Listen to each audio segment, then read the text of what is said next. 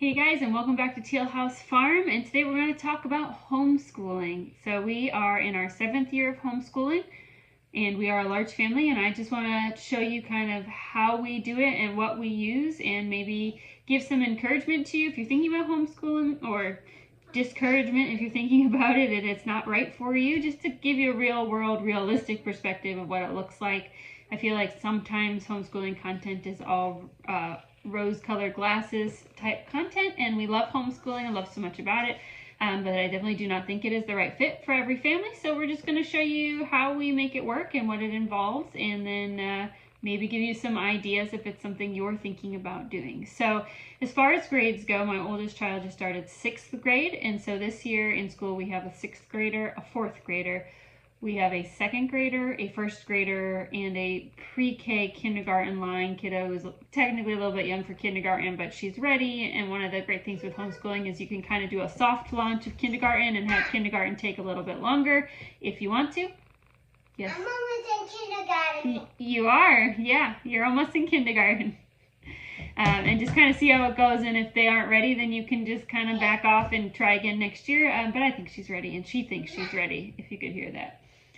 Anyway, we do not have a very large house. I do not have a lot of storage. So first of all, let's talk about how we make stuff work. And the number one way that we make everything fit and not have to be overwhelming is we don't use a lot of stuff. So when it comes to equipment, I just have a few things that I think are real handy to have. I have a mini size book binder, and that makes binding things like this very simple. I have an inexpensive laminator so that I can make covers for books I make, so that the pages don't get ripped out accidentally. Obviously a 3-hole punch is key. And then I also invested in a really good EcoTank printer, which has been the best purchase I have ever made homeschooling. I have printed, not even joking, probably 5,000 pages over the last 8 months I've had this printer, and I've only used half the ink in it, and the ink only costs about $40 to refill. So if you are thinking you're going to want to homeschool, printing is something that you really are probably going to have to do a lot of, and so investing in a good printer is a really good idea. The printer cost me just over $200 when I bought it, and I don't know if the price has gone up at all in the last 8 months, but I will link it below. It's an EcoTank, so it's very economical in how it uses ink, even printing color pages, and it does a very good job printing. You can see those very legible, very bright prints in color, so it does very good, and it's double sides, which means you use half as much paper, which is great.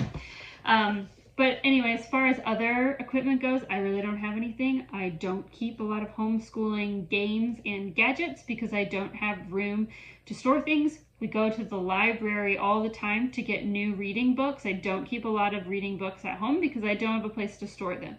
As far as curriculum goes, I have it all stored in my kitchen, and let me show you that. There's my refrigerator.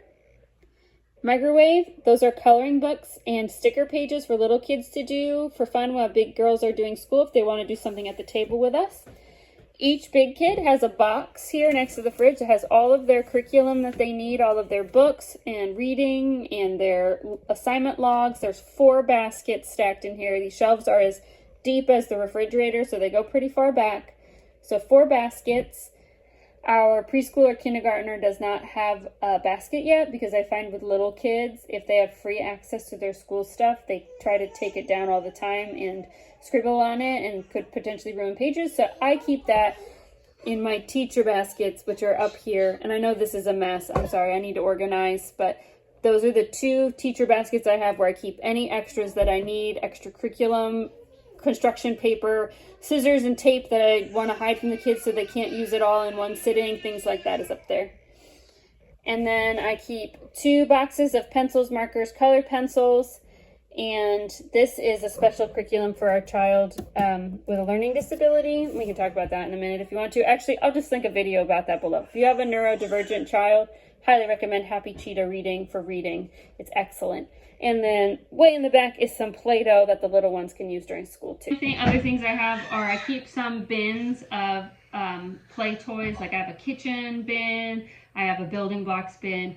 for the little guys, and I keep those in our mudroom, and I take out one bin at a time on days where they're just having a hard time staying out of the way. And so they're like just really cool special toys that seem brand new every time I take a bin out. Keep those in the mudroom, they get taken out for school, and then I put those away, and that's basically all I have. So let's show you just what I keep in their boxes. If you like this box, I got this at Target just off the shelf.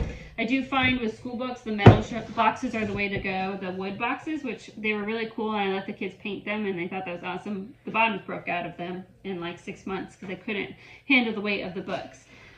We have our piano books. I really like this handwriting curriculum from The Good and the Beautiful. And along with all their curriculum, they have their assignment pads. And the way I do assignments is a little bit different than what I've used to do. I've had to change it now that there are more kids in school. And also because I have learners of, I want to say different abilities, but also different strengths. I have some kiddos who are very type A, and if you give them a checklist, they will finish that list without a fight because they love checking things off. I have kiddos that are not like that, who find checklists a little bit overwhelming, and it feels kind of bossy, and it causes more harm, I feel like, than good. And so I've done something a little different. Let me show you. So here's just from the first week of school. And what I do is, this is the week. We aim for 4 days of school, and we do longer days, and we do school all year round. We take like 3 weeks off in the summer, and then random stuff, like if it's a really nice week in the fall, we're going to go somewhere and do something. But we basically do school year round, so we can do it in 4 days a week and still get all our hours in. And I use this chart. So I actually have 5 days on here, just in case we're doing a special field trip or a special activity or anything else that we did that I want to count for school hours. I'll just write it on day 5. But I'll do days 1 through 4 in their book. And here's a week that hasn't been colored in yet. And what they'll do is they'll look at what day it is, and they'll look what they have to do. And when they complete that activity, that lesson, they'll color it in to show that it's been done. Now, the reason that this works really well is for students who are checklist people, they will just look at their day, and those kiddos will just go straight down the line and do all their things and say, my day 1's colored in, I'm done. For my students who do not work that way and don't like the pressure, I guess, of having to get all of day 1 done, they just kind of look at their list for the week and decide what they feel like doing. Like if they wanted to do history, even though it's not a day where we have history, they could go ahead and do it and then just color it in. I don't really care. The idea is that by Saturday, this entire, everything that's filled in needs to be colored in. Your chart needs to be colored in. And if you've done everything and it's colored in by Saturday, then on Sunday, we have free electronics in the house on Sunday afternoons, TV, tablets, video games, whatever you want to do Sunday afternoon, then you get to do that. And if it's not done, you're doing your school instead of having free electronics time. That works super well for us, and it lets the students who want to be more self-paced decide what they want to get done when. Now, this is obviously not a complete assignment list. We've just started up our new school year, so we took our 3 weeks off to start it back, so we aren't doing a full load yet. I find we do a little better if I ease into it instead of just throwing all the books at them at once. And so right now we're just focusing on math, our language arts, which is handwriting, reading, and an actual language arts course book, and history, and then plus their music, and they take gymnastics and dance lessons. And then each week I'm adding something onto the list until they're doing all of the subjects. So it'll take about a month for us to get into full load school, and then we will continue with full load school until things start falling off the list because they've completed those entire books. And that starts happening about March for us. Things will start falling off the list, and then they start getting really motivated to finish because they don't want, they want to be done. So that works really well for us. Everybody has a chart like this once they start kindergarten. Even if they can't read it, though my kindergartner can read, but not all of my kindergartners have been able to read at the start of kindergarten, so don't feel pressured if yours can't. Then I'll help them read it, and I'll help them color it in, and it still gives them a visual representation of the amount of work ahead of them. For curriculum, I have tried several different curriculums to kind of fall in where we are now, which I feel like works really well for us. We use The Good and the Beautiful for handwriting, because I feel like that is a really solid handwriting course, and it does include cursive. for language arts, which I feel like, again, is a really solid language arts curriculum, and I love that each language arts course book is along a theme. Like the 3rd grade one does things with, I believe it's geography. Yeah, geography. And then the 5th grade one has like art lessons in it. And so each level has like an extra theme that fits in, so they get a little extra school. And I also like the length of these lessons, that they are a little bit longer, because I feel like a lot of homeschool curriculum does not have enough material in each lesson for the average student, especially your older students, your late elementary and middle school students. They need to be sitting down and doing the work, at least in my opinion, as a former teacher. Getting your time in, your hours of the actual physical act of reading and writing is really important to me, because I want to raise children who are ready to excel in college, where that's going to be expected of them, or in a career, where that type of developed patience and focus is expected of them, that we start developing those skills in elementary and middle school so that we can be successful in the future. You don't have to agree with me on that one. I know a lot of people, or some people, are big fans of something called unschooling. That's not the right fit for our family, but that doesn't mean that it wouldn't be the right fit for you. So anyway, we use the Good and Beautiful handwriting, language arts, and math. The only things that I actually buy from the Good and Beautiful are their handwriting book and their language arts textbook.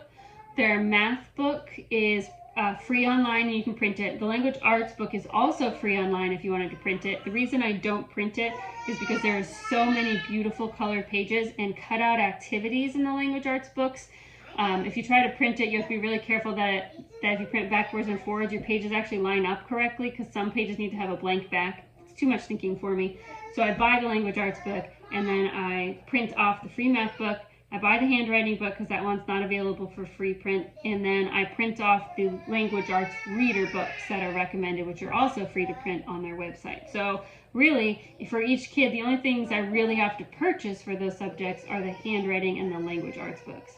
As far as other curriculum goes, some of that is age-based. So for science, we're trying something new this year. It's an all-in-one box kit supposed to come with absolutely everything. And so I'll do an unboxing video when that arrives next month. And then our science curriculum is on its way. I ordered it. Or excuse me, not science, our history curriculum is on its way. I ordered it. And then I do different things depending on the age. I do not do a specific like history curriculum or geography or anything like that until they hit 3rd grade.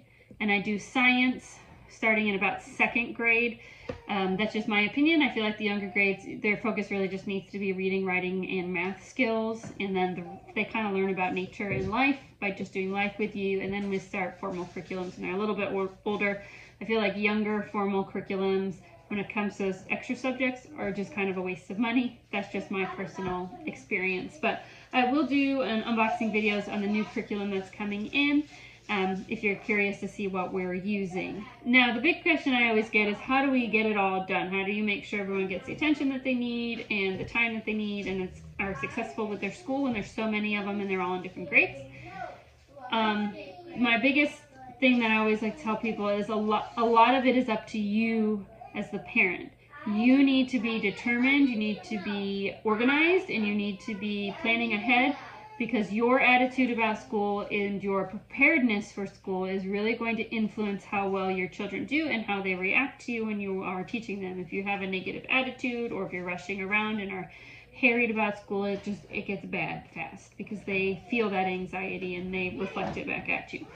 I plan school out on Sundays for the week to make sure I have everything I need. With the sciences, because they always need weird things, I typically look a month ahead and make a list of all the things I might need so that I can have that planned a month ahead.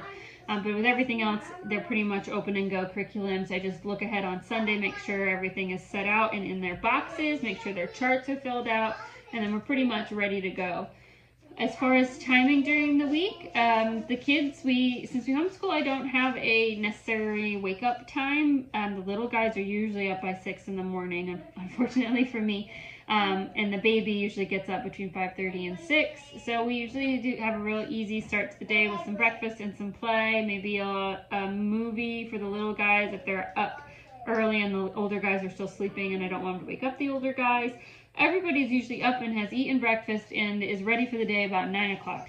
And then the big guys will start their school, and it usually takes about 20 minutes. I get everybody just kind of started, and we might look at like the math lesson to make sure they understand the lesson, and then they can go do independent work, or look at the language arts lesson too, and then they're ready to do independent work on their other things.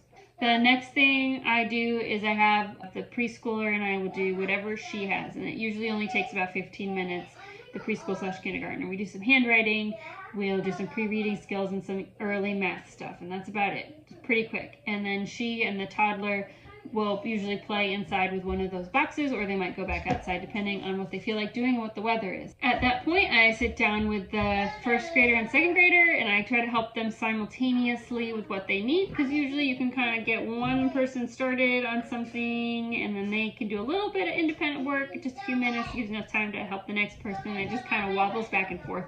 And it takes about an hour. They get all of their things done. They do need me present and at the table and involved in their learning their entire time. That's the big difference between like that first, second, third grade. Third grade is really the teetering point, in my opinion, for when they can really start doing a lot independently. Around 11, we're done. Even if we aren't done, we wrap everything up. We do lunch, and then the little guys take naps, and then everybody else has what's called quiet time, which is my time. I get about an hour to reset for the rest of the day. Usually the big girls are not done with everything. They're done with a lot of stuff, but usually we either have science left or history left, or the two, where they need my help most of the time to do it. And you know, they got everything else done in the morning, and that's what's left. And so I do an hour of quiet time. Usually the little guys are still napping when that hour is over, but the big kids can come downstairs, and then we will finish whatever is left. The first and second grader just need to find something to do. They're old enough to be able to do that, whether it's a coloring book, or if they want to play like Candyland or whatever, play with Play-Doh. They find something to do, and then I help the big girls finish whatever they have left. I help anybody at that point who has a music lesson that day. I teach them piano. And then usually by about 2 o'clock, everything is just done, period. There's nothing left to do. And at that point, we have the rest of the day to do whatever we need to do. And that's kind of how I get it organized. Hopefully that's helpful. The biggest key for me is to get the oldest ones started first. That really kicks things off, because once they have been started, they really are capable of doing a lot of independent work, and that feels like there's a lot less going on for me, and then I can focus on what the little guys need, because they need a lot more of my attention. It's never perfect. It doesn't always work out that way. Sometimes we'll have a doctor's appointment in the morning, and then school will end up being in the afternoon. You know, sometimes it's just a beautiful day, and I just say, you know what, we're gonna do school today. We're gonna go, we're gonna go to the park, or we're gonna go on a nature walk, or we're gonna just put our books aside and we're gonna do something else. Because the great thing with a 4-day school week is Friday doesn't have to be the day you don't do school. It could be anything, and so you can kind of shuffle your days around. So it helps a lot when you have a structured kind of expectations, though, and the kids know that school typically starts about 9 o'clock in the morning. It's not a surprise to anybody, and so that really helps get better attitudes, and they're motivated to get their work done so they can go on to do things that interest them, that they want to do for fun. And also because a lot of times we have activities at night, and you get your school out of the way, you get some downtime to do whatever you like, and then we're going to go out and do gymnastics, or go to dance, or go to church, or whatever we have going on that night. So that's all I have today. I just wanted to show you how we set it up, just the limited equipment that I have, and just the general idea of how we organize our school. Like I said, I will do unboxing videos as things come in.